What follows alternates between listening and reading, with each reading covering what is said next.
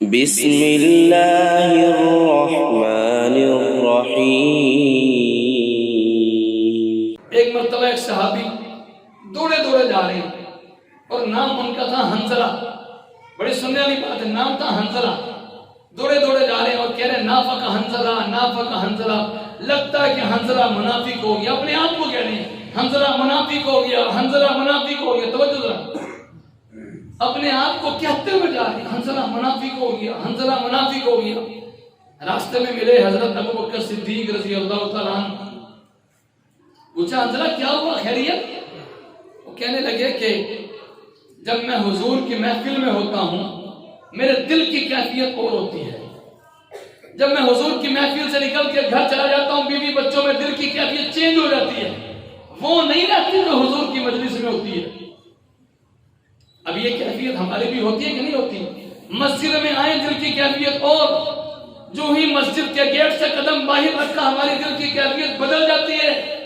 مسجد میں آ کر عمل کرنے کا جذبہ، مسجد میں آ کر گناہوں کو چھوڑنے کا جذبہ، مسجد میں آ کر اسلام پہ چلنے کا جذبہ، جو ہی باہر نکلتے ہیں دنیا داری کے چکروں میں پھنس گئے، دل کی کیفیت بدل گئی۔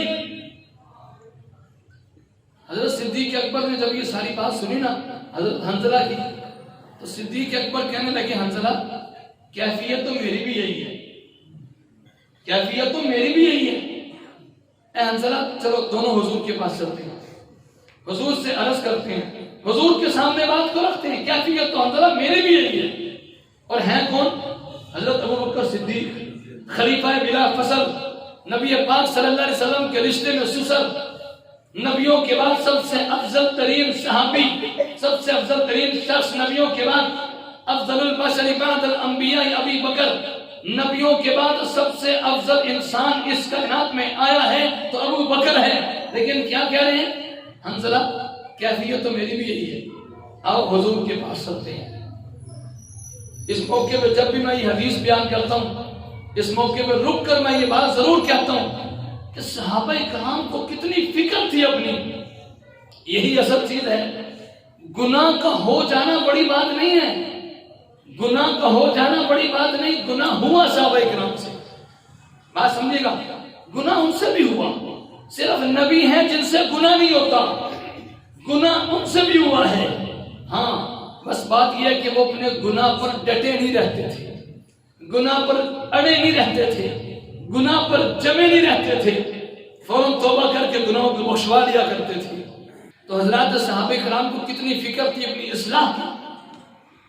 حضرت حنظلہ بھی توڑے جا رہے ہیں، حضرت ابو بکر صدیق بھی جا رہے ہیں کہ جائیں حضور کے پاس جائیں، اپنے حالات ان کو سنائیں، ان سے پوچھیں کہ ہمارے حالات یہ ہیں، آپ کی محفل میں آتے ہیں دل کی کیفیت اور باہر جا کے دل کی کیفیت بدل جاتی ہے۔